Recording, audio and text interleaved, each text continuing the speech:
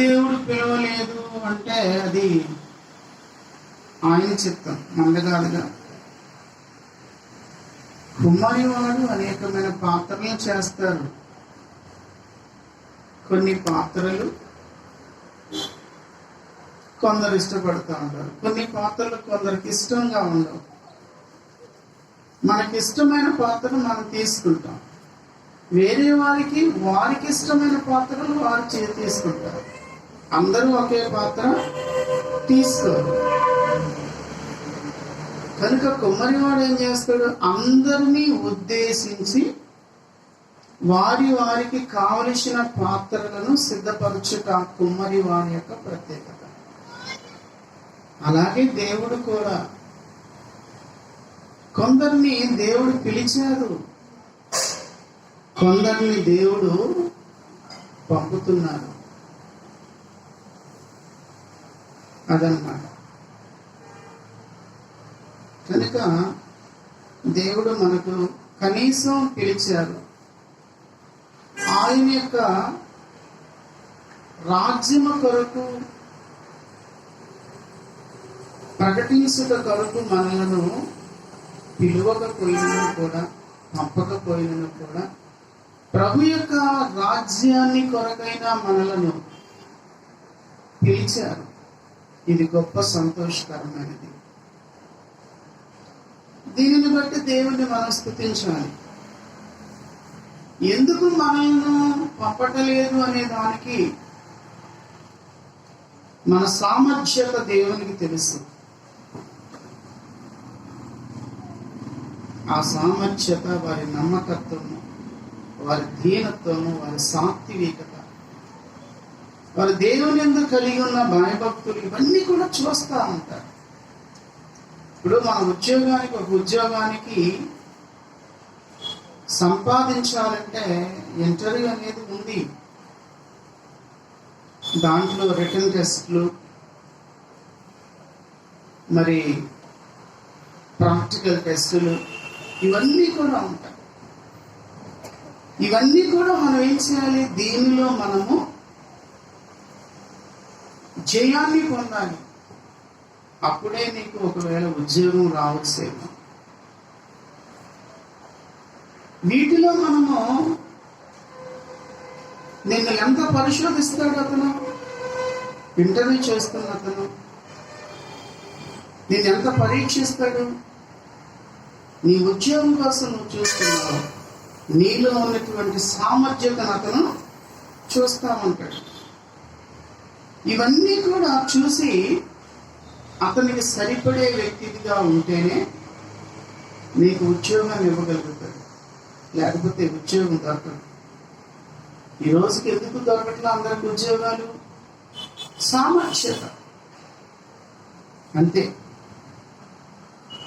అలాగే దేవుడు కూడా కొందరిని ఈ సామర్థ్యతను చూస్తున్నాడు. భక్తి, నీతి, పరిశుద్ధత, విశ్వాసం, నమ్మకత్వం, ఇవన్నిటినీ కూడా దేవుడు ఏం చేస్తారు? చూస్తా ఉన్నారు.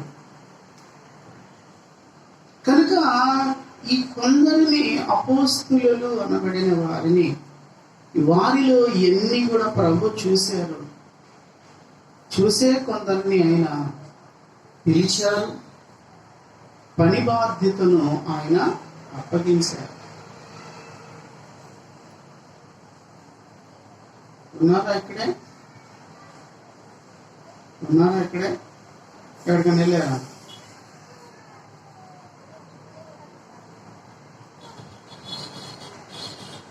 కనుక ఈ అపోస్తులు పిలువబడిన వారై, పంపబడిన వారై, అనేకమైనటువంటి దేవుని సహాయం చేత, ప్రభు సహాయం చేత అనేకమైన కార్యములను మీరు చేయగలిగారు.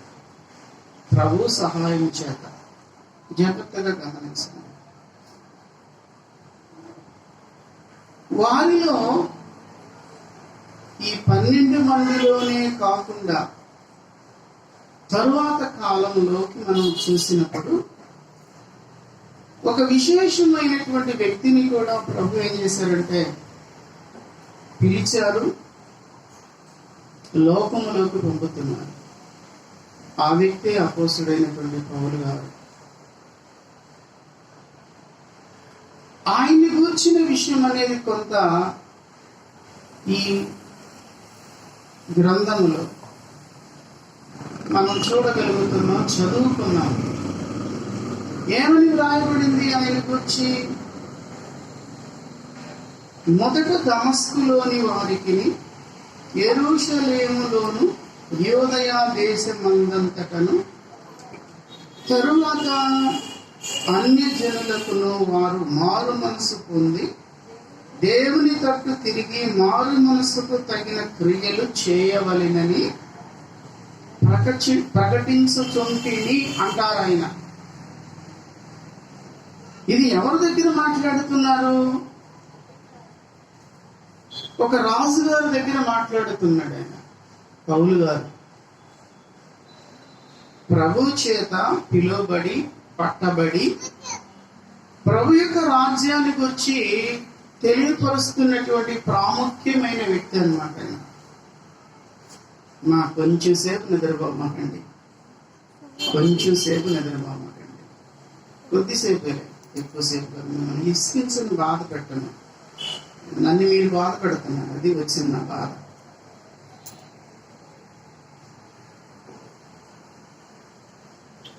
అర్థమైందా?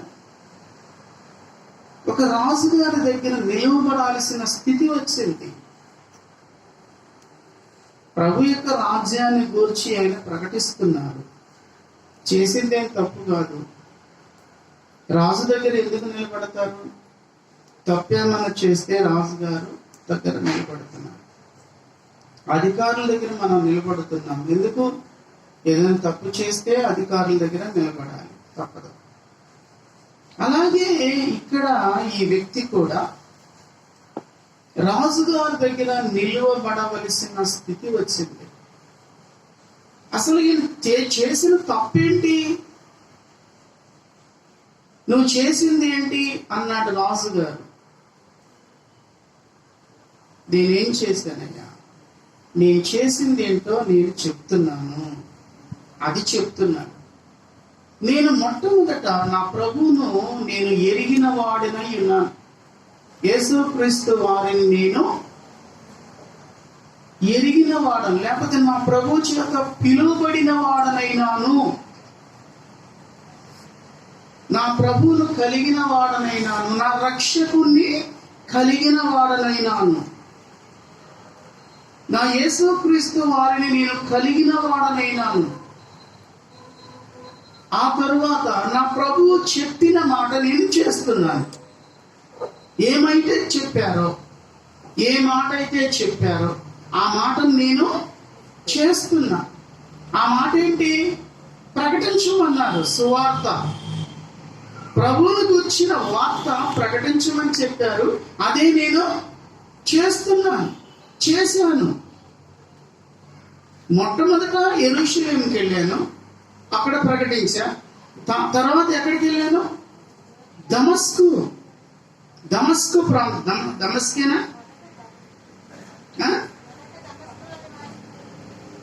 దమస్కులోని వారికి, యెరూషలేము, యూదయ, అన్యజనులు, వీరందరికీ కూడా నేను ప్రకటించిన ప్రభు. ఎక్కడెక్కడ? ఇజ్రాయేలీలు యోధులన్నా, యెరూషలేము వారన్నా, ఇంకా దమస్కు వారైనా. దమస్కు వారంటే వీరు అన్యజనులైన వారికి, ఇజ్రాయేలీలైన వారికి విన్నట్టు రాకుండా, ఇజ్రాయేలీలు అనగా దేవుణ్ణి ఎరిగిన వారు. ఇజ్రాయేలీలు దేవుణ్ణి ఎరిగిన వారు, అన్యులు దేవుణ్ణి ఎరుగని వారు. అనగా యెహోవా అనబడిన సైన్యములకు అధిపతియగు యెహోవా అనబడిన దేవుణ్ణి ఎరుగని వారు అన్యజనులు, ఎరిగిన వారు ఇజ్రాయేలీలు. అయితే యేసుక్రీస్తు ప్రభు వారిని ఈ యొక్క ఇజ్రాయేలీలు ఎరుగలేదు, అన్ని జనులు కూడా ఎరుగలేదు. ఎరుగని వారికి నేనేం చేస్తున్నాను? యేసుక్రీస్తు వారిని తెలియపరుస్తున్నా, ప్రకటిస్తున్నా. ఈయన ద్వారా రక్షణను గూర్చిన విషయాన్ని నేను ప్రకటిస్తున్నా. ఇది నేను చేసిన తప్పు. ఇదేనయ్యా నేను చేసిన తప్పు. మొదట దమస్కులో వారికి, యూదయ, యెరూషలేము అన్య జనులైన వారికి నేనేం చేశాను? ప్రభువుని గురించి ప్రకటించాను. ఆ యొక్క ప్రకటించడంలో నేను వాడిన పదజాలం ఏంటి? ఏం కలిగి ఉండాలని ప్రకటించాను నేను? మారు మనసు పొంది దేవుని తట్టు తిరిగి మారు మనసుకు తగిన క్రియలు చేయవలెనని ప్రకటించాను. ఇదండి ఆయన చేసింది. మారు మనసు పొందాలి, దేవుని తట్టు తిరగాలి, క్రియలు, మారు మనసుకు తగిన క్రియలు చేయాలి. ఇది ఆయన ప్రకటించిన ప్రకటన. ఇది ఏమైనా తప్పులు మనకేమైనా తప్పుగా కనబడుతుందా? ఒకసారి మన మనసుతో అనుకుందాం, ఎంత తప్పు మాట మాట్లాడాడైనా అని అనిపించిందా మీకు ఎవరికైనా? చాలా తప్పు మాట మాట్లాడేటేనా అని అనగలమా? అనలేము. అంటే తప్పు లేదు కనుక. ఇది తప్పుగా వారు గుర్తించారు. ఇది తప్పు అన్నారు వాళ్ళు. ఎవరు? ఇశ్రాయేలీలైన అన్య జనులైనను కూడా వారందరూ కూడా కలిసి ఈయన మీద తప్పు మోపారు. తప్పు మోపి ఎక్కడికి తీసుకొచ్చారంటే ఈయన గారికి అప్పగించేసారు. ఇలాంటి తప్పు చేశారయ్యా, అది ఆయన చేసిన తప్పు. యేసుక్రీస్తు ప్రభు వారిని ప్రకటించారు. ఆయన రక్షకుడు అంటున్నాడు. ఆయన గూర్చి, ఆయన రాజ్యాన్ని గూర్చి చెప్తున్నాడు. అది ఇలాంటి మాటలు వారు చెప్పటం అనేది జరిగింది పౌలు గారి మీద. ఇది నింద, పెద్ద అభియోగం. అదే చెప్తున్నాడు ఆయన. అదే ఏమని చెప్తున్నాడంటే, నేను చేసిన తప్పిదయ్యా, దీన్ని బట్టి నన్ను ఈ విధంగా మరి మీ దగ్గరకు తీసుకుని వచ్చారు అని చెప్పారు. జాగ్రత్త గమనించండి. ఆయన చెప్పిన మాట, ఒక్క మాటను మనం కొంచెం ధ్యానం చేసుకుంటే మన జీవితానికి కూడా ఏమైనా మేలుకరంగా ఉంటుందేమో. దేవుని మాటలు అన్నీ మేలుకరమైనవే, మనకేం నష్టాన్ని కలిగించేవి కాదు, శ్రమలకు గురి చేసేవి కాదు, సమస్యలకు గురి చేసేవి కాదు, శోధనలకు గురి చేసేవి కాదు, బాధలకు గురి చేసేవి కాదు. బాధల నుండి విడిపించేవి, శ్రమల నుండి విడిపించేవి, శోధనల నుండి విడిపించేవి, కష్టముల నుండి విడిపించేవి, దుఃఖముల నుండి విడిపించేవి ఏంటంటే దేవుని యొక్క మాటలే. మన వేరే భావనలోకి వెళ్ళకూడదు కనుక దేవుని మాటలను మనం జాగ్రత్తగా, ఒక మాట ఆయన ఏం ప్రకటించాడు, ఎందుకు ఆ విధానాన్ని ఎంచుకోండి అని ఆయన ప్రకటిస్తున్నారో, దీనిలో మనమేమైనా సరి చేసుకోవాల్సింది ఒకవేళ ఉన్నట్లయితే మనం ఏం చేయాలి? సరి చేసుకోవాల్సిన అవసరత అంతే కదా, తప్పేం కాదు అది. నువ్వు వేసుకున్న వస్త్రం బాగాలేదు అని ఒకళ్ళు వేరే వాళ్ళు అన్నప్పుడు మనం ఏం చేయాలి? కొంచెం సరి చేసుకోవటంలో తప్పేం లేదు. లేకపోతే నీ మాట సరిగా లేదు అని ఎవరైనా అన్నారనుకోండి, నిజమే నా మాట బాగాలేదా, నేను మాట్లాడిన పదజాలం బాగాలేదా, అయితే నేనేం చేయాలి? నా మాట సరి చేసుకోవాలి.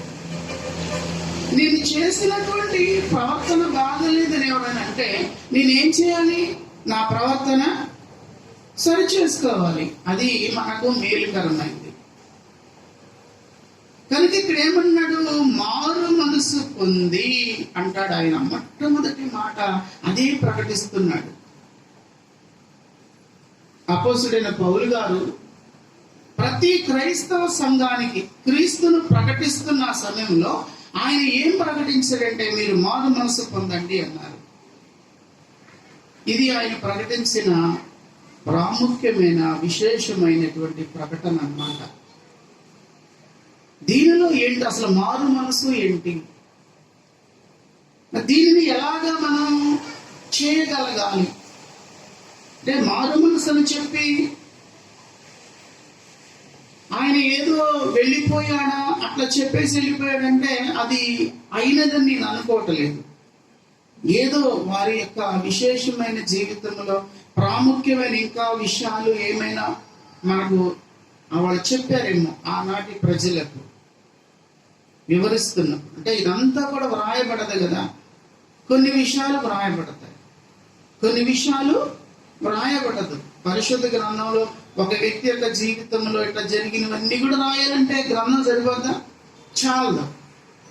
కొన్ని విశేషమైన మాటలే విశేషమైన మాటలే వ్రాయబడతాయి. ఆ మాటలు ద్వారా మనం ఏం చేయాలి? పరిశుద్ధాత్మ దేవుడు మనలను ఏ విధంగా నడిపిస్తారో ఆ విధంగా మనం నడవాల్సినటువంటి బాధ్యత మనది. అది ఇక్కడ మనం ఎవరి సహాయం తీసుకోవాలంటే పరిశుద్ధాత్మ దేవుని సహాయమే తీసుకోవాలి.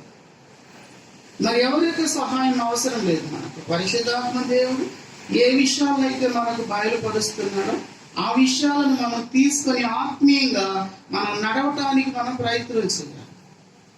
మనం మారు మనసు పొందాలి అంటారు ఆయన. ప్రకటించారు, అన్ని జనులకు అదే ప్రకటించారు, ఇజ్రాయేలులకు కూడా అదే ప్రకటించారు. అంటే ఇప్పుడు మనం ఏం చేయాలి? మారు మనసు అనే అనుభవంలోకి మనము నడవాలేమో, ప్రయాణం చేయాలి. ఈ అనుభవాన్ని మనం కలిగి ఉంటున్నామా? అసలు మనకు తెలుస్తుందా? ఈ మారు మనసు అంటే ప్రభువును ఎరుగని కాలంలో ఒక రకమైన మనస్సు ప్రవర్తన కలిగిన వారమై ఉన్నాం మనం, అంతే కదా. ప్రభువును కలిగి లేనటువంటి కాలం. అపోస్తలుడైన పౌలు గారు మరి చూడండి, ఆయన ఒక విషయాన్ని చెప్తా ఉంటారు.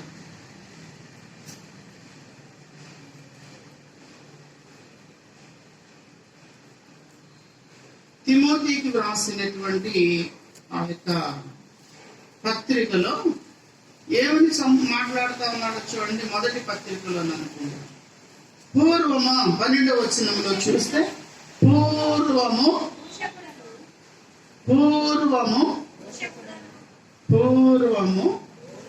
పూర్వం అంటే ప్రభువును ఎరుగని కాలం. ప్రభువును ఎరుగని కాలంలో తన యొక్క ప్రవర్తన ఏ విధంగా ఉంది? దోషకుడును హింసకుడును హానికరుడనైన నన్ను తన పరిచర్యకు నియమించి నమ్మకమైన వానిగా ఎంచినందుకు నన్ను బలపరిచిన మన ప్రభు అయిన యేసుక్రీస్తుకు కృతజ్ఞుడనై ఉన్నాను అంటారు. జాగ్రత్త గమనించారా? పూర్వము నా స్థితి ఇది. ప్రభువును ఎరుగని కాలము అది. ప్రభువును ఎరుగని కాలంలో తన స్థితి ఎలా ఉంది అంటాడు ఆయన. అసలుకి నేను ప్రధాన పాపిని అని కూడా అంటున్నాడు కదా అక్కడ, కదా అన్నాడు అక్కడ. తన పూర్ణమైన దీర్ఘశాంతము ప్రధాన పాపినైన నాయందు కనపరుచున్నట్లు ప్రధాన పాపిగా ఉన్నాడంటే ఆయన. గమనించండి, అసలు మనం అనగలమా ఆ మాట? ఆయన అంటున్నాడు, నేను పూర్వము ప్రభువును ఎరుగని కాలంలో నేను ప్రధాన పాపిని. ఇలాంటి స్థితిని నేను కలిగి ఉన్నాను అంటారు. అంటే ఇలాంటి స్థితిలో ఆయన ఉన్నారు, ఇలాంటి పరిస్థితిని ఆయన కలిగిన వారైనారు. కనుకనే దీనికి మనస్సు మొట్టమొదట మార్చబడాలని ఆయన ఏమంటారంటే మారు మనస్సు అంటారు. ఎందుకంటే తన అనుభవం నుండి ఈ విషయాన్ని కూడా కొంత చెప్పుంటారు. మనిషి యొక్క మనస్సును బట్టి శరీరం యొక్క క్రియ కూడా ఏం చేస్తుంది? నిద్రపోతుంది. నిద్రపో అన్నామనుకో నిద్రపోతుంది. లే అన్నామనుకో లెగుస్తుంది. నిలబడి అన్నామనుకో ఎక్కడి నుండి? ఆ మనస్సు యొక్క చర్య. అర్థమైందా? మనస్సు యొక్క చర్యను బట్టి శరీరం ఏం చేస్తుందంటే త్రిప్పబడుతుంది, దానికి లోబడుతుంది. మనస్సు యొక్క చర్య. మనస్సు ప్రభువును అంగీకరించొద్దంటే అంగీకరించదు. మనస్సు ప్రభువును అంగీకరించమంటే అంగీకరిస్తుంది. మనస్సు యొక్క నియంత్రణలో శరీరం అనేది క్రియ చేస్తుంది, పని చేస్తుంది. మీరు గమనించండి, ఎప్పుడైనా మీ మనస్సు ఆజ్ఞాపించకపోతే శరీరము ఏది కూడా నిర్ణయం తీసుకోదు. మొట్టమొదట నిర్ణయం తీసుకునేది ఏంటంటే మనస్సు యొక్క నిర్ణయాన్ని బట్టి శరీరము ఏం చేస్తుంది? పని చేస్తుంది, క్రియ చేస్తుంది. బూతులాడు తిట్టు అని మనస్సు అంటే ఇది తిడుతుంది. కొట్టు అంటే కొడుతుంది. కోపడు అంటే కోపడుతుంది. దీని యొక్క చర్యను అనుగుణ్యంగా ఈ యొక్క శరీరము ప్రయత్నం చేస్తుంటుంది, క్రియ చేస్తుంది, పని చేస్తుంది. ఇలాంటిది ఉన్నది. ఇది గమనించాడు అపోస్తలుడైన పౌలు గారు. పూర్వం నన్ను ఏ విధంగా నడిపించిన నా మనస్సు దేవుణ్ణి కలిగి ఉండక, దేవుని మాటలు వినకుండా నేనేం చేస్తున్నాను? నా ఇష్టానుసారంగా నేను చేస్తున్నాను. అందుకోసమే నేను తెలియక చేసినాను కనుక నేను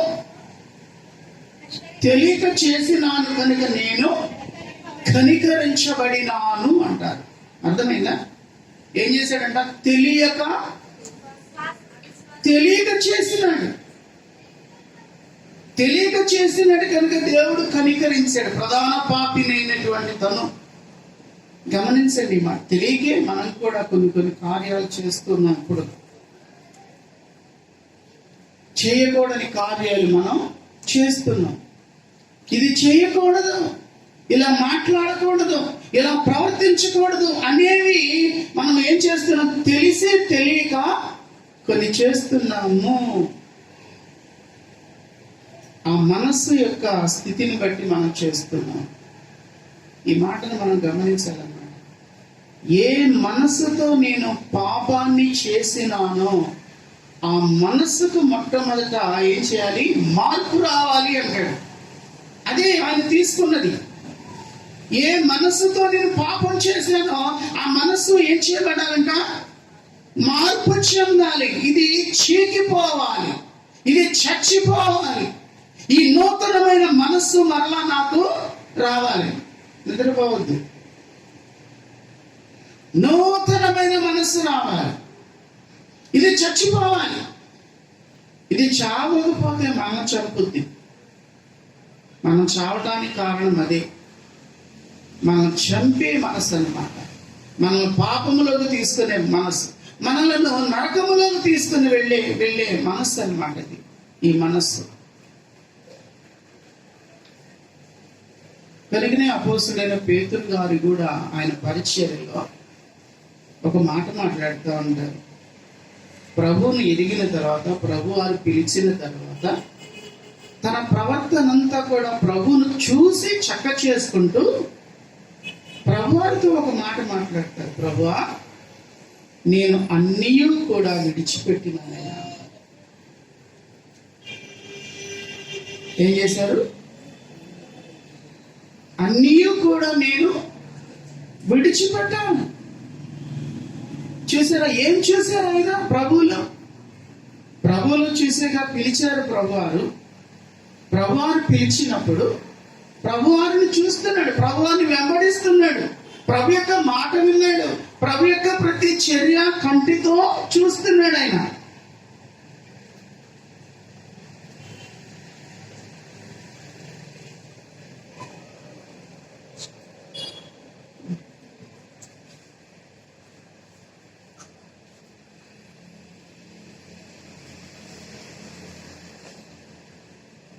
కంటితో చూడట్లేదా?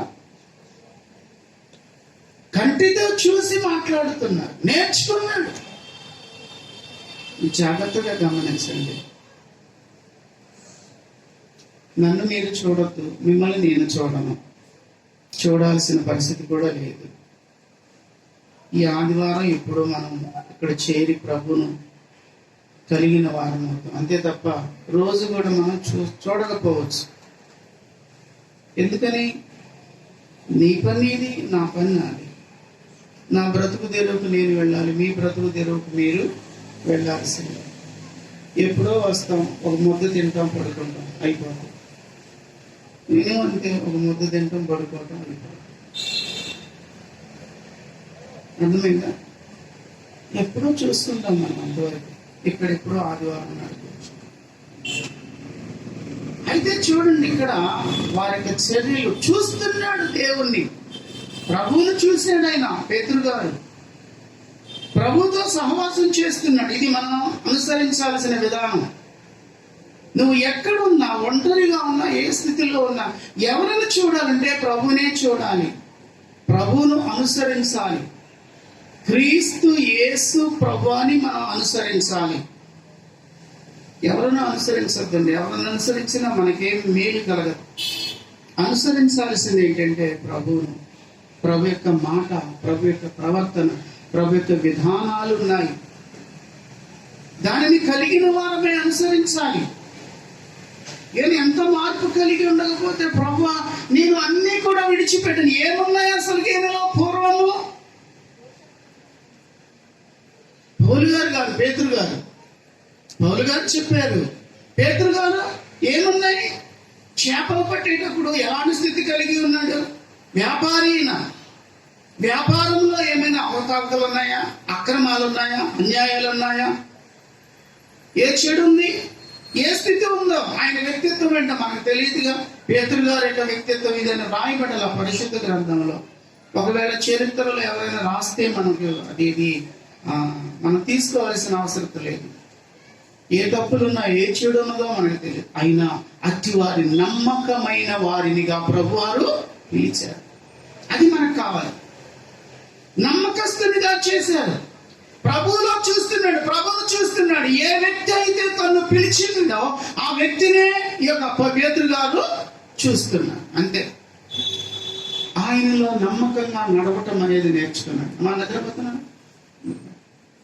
అందుకోసం నమ్మకంగా మనం ఉండలేకపోతున్నాం, విశ్వాసం ఉండకపోతున్నాం, కొన్ని విషయాలు మనం విసర్జించలేకపోతున్నాం. కారణం అది. టైం కూడా అవ్వలే. ఇంకా నేను చాలా చెప్పాలనుకున్నాను, కానీ నన్ను చెప్పనివ్వట్ల. మధ్య మధ్యలో ఏ బ్రేకులు పడతా ఉన్నాయి. ఇక్కడ నిద్ర నిద్ర నిద్ర, దెయ్యాలు దెయ్యాలు ఏం లేదన్నమాట. అది దానికి ఏమంటారు, దాన్ని వేప చెట్టు, వ్యాపారం పడతా ఉండాలి దెయ్యాలు. చిన్నప్పుడు అట్లా కొడతా ఉండాలి కొందరు. దెయ్యాలు పోతాయి, నిద్ర దెయ్యాలు.